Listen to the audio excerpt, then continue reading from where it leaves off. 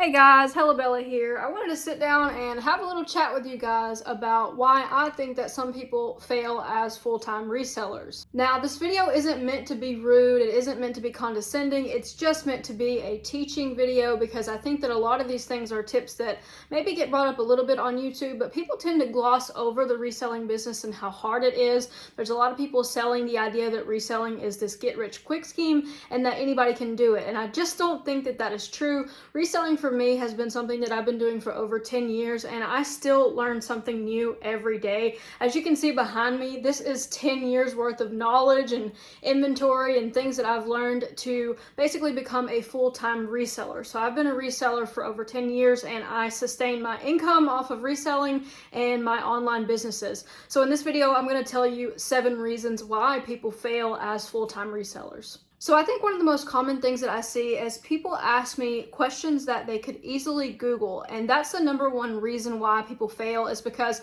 they don't take the time and energy to look things up themselves. They want somebody to hold their hand, give them the blueprint, walk them through every little step of something. This could be because people have a tendency to have the mindset that they have when they go to work, where they have a manual or a training program or some way of learning to do everything by the book, and that's just not how reselling works. In reselling, problems come up every single day and you have to be able to solve them quickly on your feet, and you have to be able to dig for information. The information is not always readily available. Sometimes it's buried in a forum that is 3 years old, but you just happen to find the answer in the middle of the night and figure it out before anything crazy happens. One reason I think it's a red flag that people ask me these simple questions is because it shows that they're kind of lazy and that they're not a self-starter, and that's mostly what being an entrepreneur is. It's about being able to figure out things for yourself, about being able to make decisions quickly and on a whim. Chances are you're not going to have a mentor who's available to you 24/7 when you are a new reseller. So I think that it's important to be able to look things up yourself and figure things out yourself before you start asking people questions. Now, I don't mind people asking me questions on my YouTube channel, but when it's something that you could easily Google and find the answer to me, it just makes me think that you're not very interested in what you're doing, you're not very motivated, and you're not really trying hard enough. So that is the first reason why people fail as a reseller. The second reason is that people aren't willing to invest in inventory to grow their business. Maybe they have a couple of flips and they make $50 here, $100 there, and they get excited about reselling, but they don't really understand that in order to build a successful business, you have to put all of that money back into the business. Sometimes even for a year, you can't take money out of the business. And I think that that's what people don't understand, is that everything behind me is my inventory. These are the things that I'm selling each day. Pretty much every single day when I wake up, I go and pull something off of this shelf behind me and ship it to a customer. And those steady sales are what make up having a full-time income when it comes to reselling. And anyone who's got any kind of bin system or storage system probably has thousands of dollars invested in their inventory. Even if you're starting to get things from thrift stores and antique stores, eventually you get to the point where you do have a couple thousand tied up in your inventory. So number 2 is not being able to invest in inventory. And that's not necessarily your fault. If you don't have enough money to invest in inventory, that could be another reason that you're going to fail, because you need to have a couple $100s to invest in inventory. Obviously, you can start a reselling business with $5, but it's a hell of a lot easier to maintain a reselling business if you have $500 or $1,000 to start and build up your inventory. Number 3 is that you don't believe in yourself. So you don't think that you can do it. And you would not believe the amount of people who comment on my videos and say things like, "Oh, you're so lucky that you get to do this," and "I wish I could do this." And that belief, that mindset that you couldn't possibly do it, is the reason why a lot of people fail or they never get started with the full-time thing. And I'm not saying that everyone should quit their jobs and become a full-time reseller. It's not the most reliable income source. I make different amounts of money every month. Some months I make a lot of money, some months I lose money. But number 3 applies to anything that you want to do. If you start out with the mindset that you can't do it, that you're not enough, you're not going to succeed at it. And I see a lot of people who want to be resellers, or they say they want to be resellers, not doing the things that they need to do in order to become a full-time reseller. Number 4 is probably going to trigger some of you guys, but number 4 is that you say you don't have time to list. Listing is the only way that you can make money in the reselling business. All of this stuff behind me would not be profitable and would not sell if I didn't list it. And listing is just the simple process of putting your items online for sale. Kind of think about it as if I was a farmer and I had crops and I had corn, if I didn't bring my corn to the market and nobody could buy it and it just sat in the field all day, do you think I would be a very successful farmer? No. So you have to bring your crops to the market. You have to list your inventory. You can't sit on pile after pile of inventory. And another thing is that people want to do all this listing at once. They want to go out and buy 100 items and list 100 items in a day. That's a great work ethic, and that's something that you can do when you're excited. But part of being a sustainable business and part of being a reseller is being consistent with your listing. The more that you list consistently, the better your sales are going to be. If you watch any full-time reseller, they're going to preach to you that you consistently list, especially if you're selling on eBay. eBay algorithm really favors you to list consistently. Instead of listing 100 items a day, they would prefer for you to list 10 items a day for 10 days in a row. So when people say, oh, I don't have time to list, I have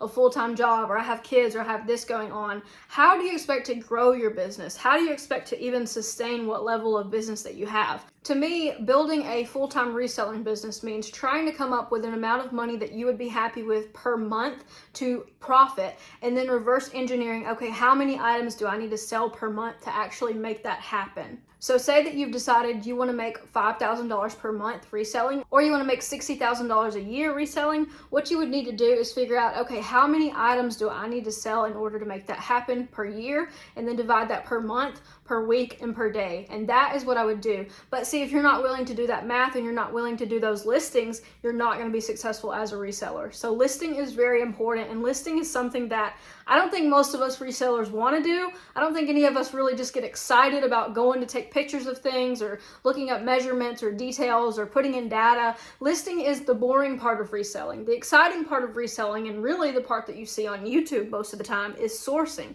Sourcing is when you go out and find the products that you're going to sell. And of course that's fun and exciting. You're going out, you're exploring, going after things that other people have missed, and it's very exciting. But in order to have a full-time reselling business, you have to devote time to listing. Number 5 is that you are stuck in a scarcity mentality, poor man mentality, not enough to go around. Other people have it all. Other people have it so easy. Other people have better sources than me. My thrift store is more expensive. Like all these excuses that I constantly hear. And I'm not saying they're not valid, but I'm saying if you want something, then you have to hustle for it. You can't just complain about every little thing. There's definitely people who have it easier than me, but there's also people who have it a lot harder than me. And my job as a reseller is to make it work with what I do have, or find a way to get something else that I can work with. If you've watched my channel for any length of time, you know how I feel about mindset, and I think that that is probably the single most important thing of any business owner, is coming to your business with the right mindset and the right mentality to keep it going, because you're definitely not always going to feel like doing it. You're not going to feel like you want to wake up every day and ship out orders, or you want to wake up and go sourcing.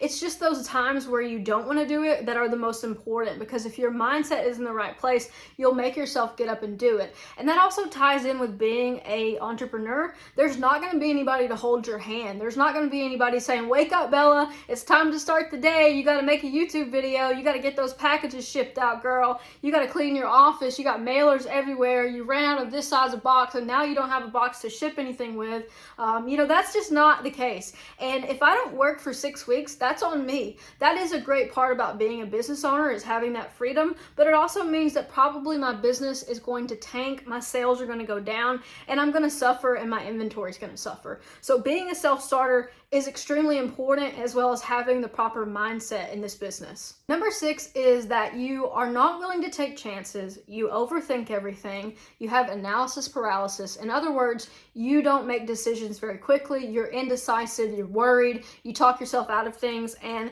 this is all the makings of a cautious person. And cautious people are very important in our society. But for reselling, you really need to be able to make decisions quickly, and you need to not overthink them, because if you overthink them, you're going to be emotionally exhausted by the end of the day. And I do remember when I first started reselling, I would look at a purchase so long in the thrift store. I would analyze every little detail of it.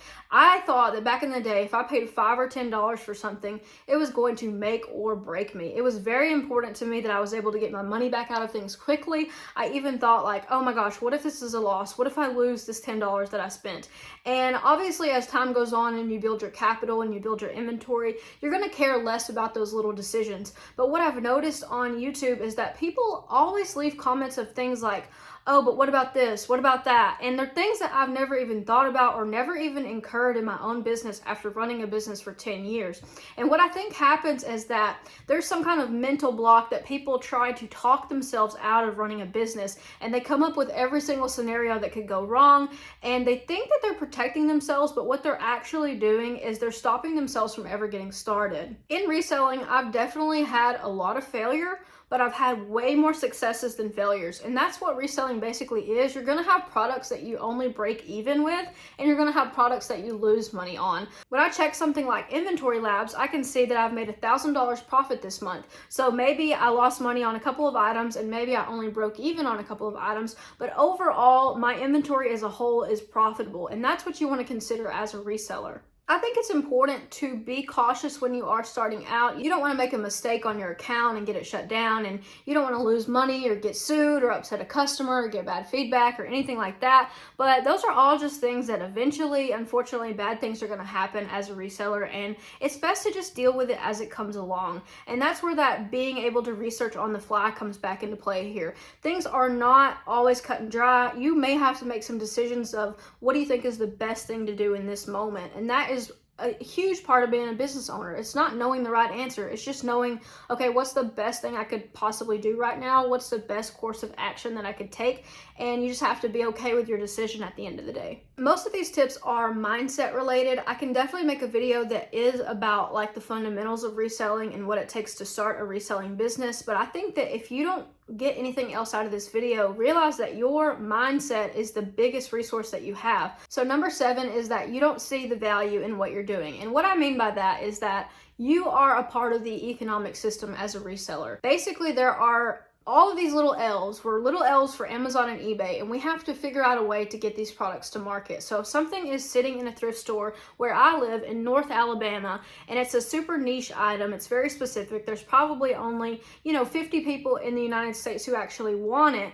My job as a reseller would be to put it on the platform where they can find it, because when it's sitting on a shelf in a thrift store, it's essentially worthless to everyone else unless they want to buy it for themselves. So most of the time what we're doing is we're bringing the items to market. Like I said with the farmer, you bring your items to market so that they can sell to the customer. So that is your job in the economy. You're basically a middleman.